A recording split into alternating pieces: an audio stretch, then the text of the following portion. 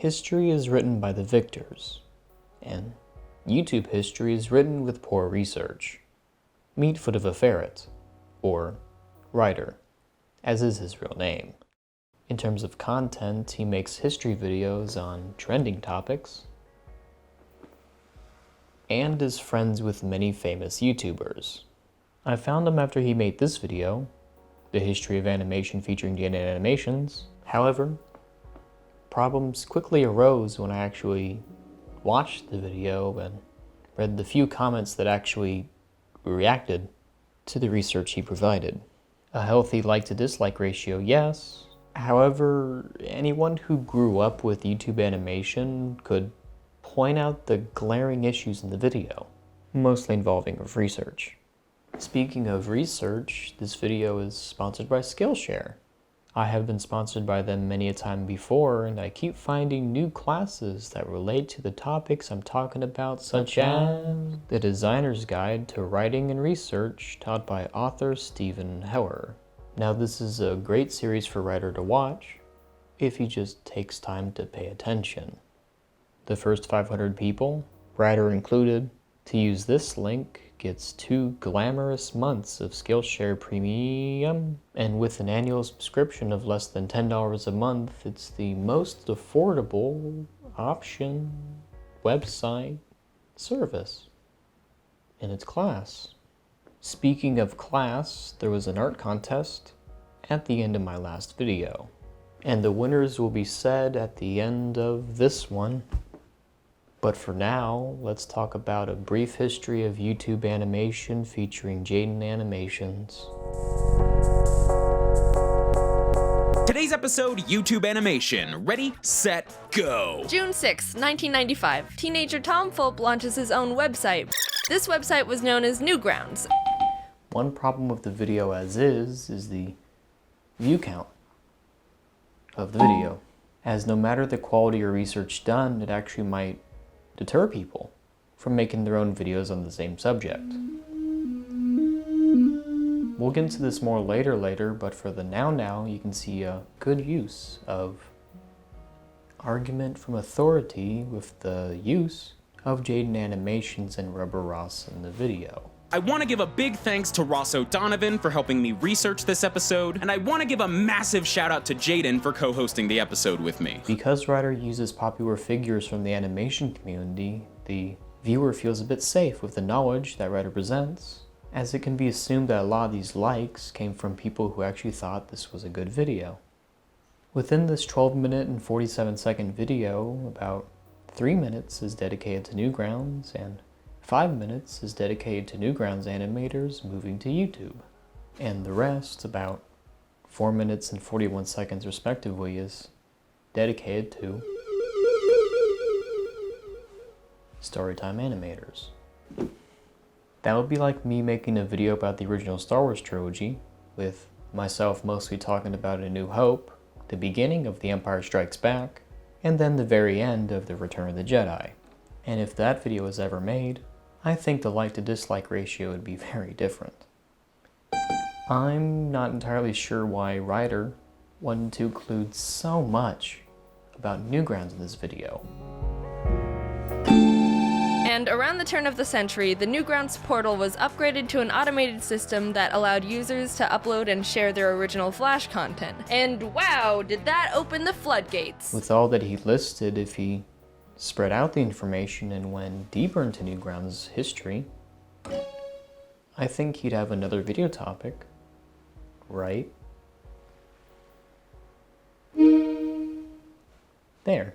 The YouTube portion of his video was not really about animation, more so it's about the people from Newgrounds moving to YouTube and getting affected by the YouTube algorithm. Under a retention-based algorithm, they didn't stand a chance. They're freaking dead. Bye. Animation channels were struggling big time, with many of the classic Newgrounds animators having to completely rethink what they were doing on YouTube. However, if a viewer with no knowledge of YouTube animation just watched Ryder's video and assumed that it's all true, then they would just assume that only Newgrounds animators are affected and that the floodgates happened all at once. and not just over time. For the Newgrounders who wanted to start making money, YouTube was kind of a no-brainer. And thus began the great animator migration from Newgrounds to the YouTube promised land. Oh boy, did they have a storm coming. With how much you went into storytime animation as a genre, you'd think that between the Newgrounds animators heading over and the storytime animators appearing, in the middle there was no new animators. Domix and Swoozy told their stories through animation. Granted, it was a much simpler form of animation than what the Newgrounders were known for, but much like Ross said, it retained the same comedic vision. Lastly, the way he describes the coming of the storytime animation makes it feel like if it wasn't for these individuals, that the animation community would be dead, or dying, or non-existent without them. Animators are some of the biggest names on all of YouTube. Not just surviving, but again, thriving. Defying the YouTube algorithm and completely taking over the site. With his misrepresentation of the animated YouTube platform, as well as the time he gives to not YouTube animation, I wonder what other things he missed in his video. However, I guess this is why he calls his videos a brief history rather than the right history. Ha ha ha ha. Due to how much time he wasted talking about Newgrounds and storytime animators, he actually forgot about a few noteworthy people. Ed's World being a huge example of the community that was so popular at the time, it actually got featured on the BBC News. But instead of actually mentioning Ed's World, he showed a clip of Tom Scott's ASDF movie. It really was a golden age for online animation, but we all know what's coming next. I guess this is the legacy that Ed's World deserved, huh? Back in 2012, Psychic Peoples and Noni and G created a series called Hellbenders, which garnered enough attention for them to make a pitch pilot, and even them trying to pitch the show to various TV networks. In terms of impact with online animation, breaching the barrier of the internet and cable TV would have been great to cover, but too bad Ryder didn't. And even such early examples of YouTube animation, such as the Laser Collection, wasn't even mentioned or shown in the video, nor was the Ultimate Showdown. However, the latter was featured on Albino Black Sheep's website first, but considering how much time we spent talking about Newgrounds, he could just sprinkled it in. You know, since the video is called A Brief History of Newgrounds YouTube Animation and whatever else I feel like putting in. Speaking of putting in, Ryder didn't put in 3D animators at all. So in Ryder's eyes, I guess they don't exist. Being the unbiased source that Ryder is, he frequently talks about Egoraptor in this video, so much so that when it comes to the creation of Game Grumps, he says, being the Let's Play channel Game Grumps, which was created by Newgrounds legend Aaron Hansen and included his friend and fellow animator Ross O'Donovan as one of their hosts. You know, back when it first started, my favorite thing about Game Grumps was that Egoraptor made it, and no one else. Speaking of nowhere in particular, Jaden hastily mentions a few people at the end of the video. And it's not just animated storytellers either. There's still plenty of successful YouTube channels releasing animated sketches and parodies. There's the whole musical animatic scene. Game Grumps animators. They're all over the place. Possibly because Ryder didn't know where to put them in the video, considering he had to make sure that Storytime animators had about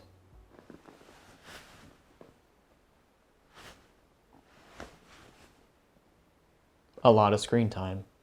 But going back to Game Grumps, that in of itself could have had a great section in the video, considering at the very start, Egoraptor animated a few of the earlier reactions and inspired many people to make further animated actions, such as CatFat, Brandon Turner, and even Lemony Fresh. Perhaps when Ryder makes A Brief History of Game Grumps, he'll mention the impact on the animation community. Then again, he would have to mention JonTron, and that might be a point of contention. The recent trend of reanimates would have also been a good topic to add in his video, considering that it takes the whole community to work together to produce a wonderfully made single piece of content. A recent one, the Kirby Reanimated, just reached 1 million views, and even the past ones such as the Super Mario World and Steamed Hams has also garnered a lot of attention. Of course, he would have to cover the Reanimateds made before his video, and there are quite a few. Animation memes would have also been something that Ryder should have mentioned in his video. But since he didn't, I had to change microphones to tell you we'll have to look somewhere else for that info. YouTuber Shellcat gave a great history of animation memes as a whole, as far as I know. But we're not going to continue talking about that now. We're going to wait to talk about that. As right now, we're going to focus on Ryder's research methods. At the very least, with all the information he had in his videos, you'd think he'd at least list his sources. Apparently not, because that's too hard. Checking his most recent videos, he doesn't list where he gets the information from, but focusing back on this video, you can see he got help from Rubber Ross, which is why it was mentioned and shown a bit throughout his video. However, just having a singular person for your source of information can only get you some of the story. That would be like me making a biopic on George W. Bush and only listing former Secretary of State Condoleezza Rice because I'm friends with her, and I trust that everything she says about Bush would be true. Now, I'd be quite the fool in case anyone asked for sources or a secondary contact, because like Ryder, I don't have them. Keeping in mind, like Ross, she might have some bias within their community. Also, he didn't even list Ross's video talking about animation on YouTube. He just said, massive shout out to Ross O'Donovan for research help. So if you wanted to see that full video, you have to go find it yourself, I guess. Without multiple sources and accounts, you can come across as being a bit biased with your results. With a bit of research, you can find that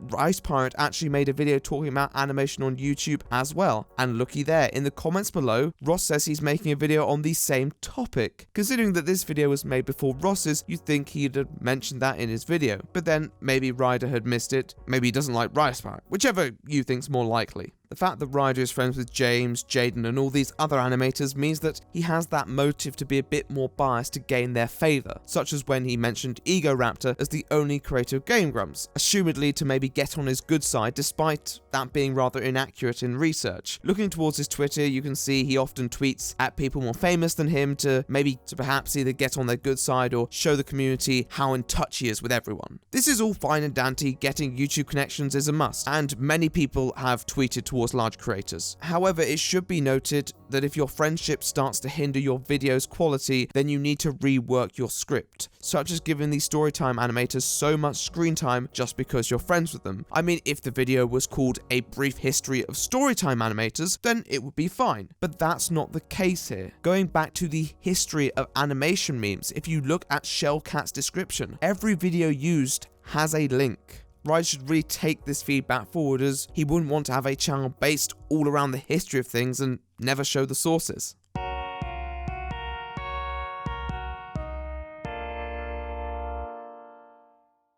I actually love the concept of history videos, as most oftentimes they teach me about a subject I thought I knew, or show me something I've never seen before.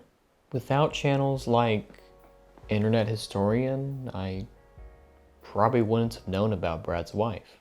And channels like Did You Know Gaming, I'd probably not know much about gaming. Looking more towards Did You Know Gaming, Ryder can see how this channel likes to show the sources that they use for the video. But what can Ryder do?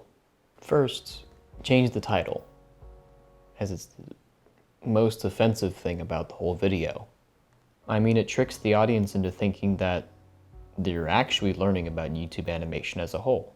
He could title the video A Brief History of Storytime Animation, considering that all the information was leading up to their coming.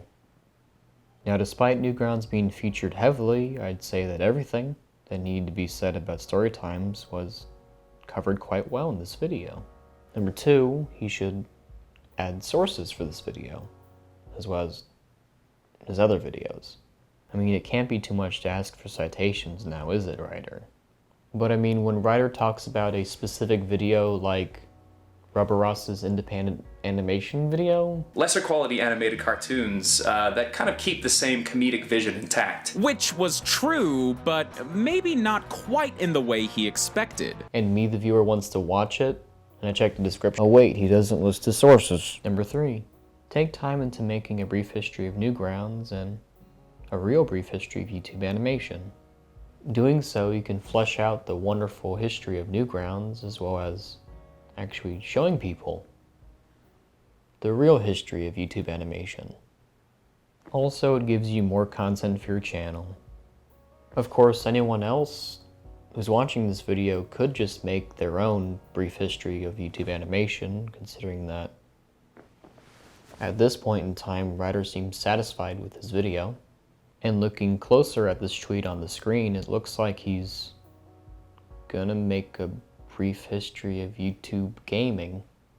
I can't imagine how that's gonna turn out considering what he did with his YouTube animation one. Phew, I know I talked about PewDiePie for 5 minutes in this 13-minute video, but during the gaming floodgates of YouTube, this next channel did something a little different. Take it away, good friend and YouTube internet star, Egoraptor! Hey, what's up, my grumpers and grumpettes? It's me, the sole creator of Game Grumps and your childhood. I'm griping about this because I grew up with YouTube animation and I was quite excited to see this video of his. Mostly considering that he actually had contact with one of the animators who went through all this stuff. With how his YouTube animation history video turned out, I'd hate to know what he missed in his other video. Now, it was nice to see that he admitted this error, but this goes back to when I talked about checking multiple sources and even showing us where you got your info from in the description of your video. Something, it seems, that Ryder still doesn't do. Speaking of missing out, let's get missing up for this art contest. Last video I started an art contest with Andrea Terveya, and let me say there were a lot of great entries. The topic was, if Wilfer left Andrea, which YouTuber would he befriend? So let's take a look at who Wilfer would befriend. Aha, look at this one. Oh man, that one's coming up over here. Ah, even this one right over here. Man, look at all these things over here. But of course, there can only be 3 winners. And so the ones that we chose, I think were good choices. We wanted to find some aspiring artists who didn't have drawing tablets so they can start their digital journey with this 50 USD Amazon gift card. Take it away, Andrea. And the winners are Purely Geek, Jim Tupperware, and Alex Z. Congratulations to the 3 of them. They did a wonderful job with their works, and I can't wait to see what they make in the future with their new drawing tablets. The winners will be contacted shortly after this video, and I thank you to everyone who participated. Keep watch because we might do this again later. But with that, thank you for watching, and have a good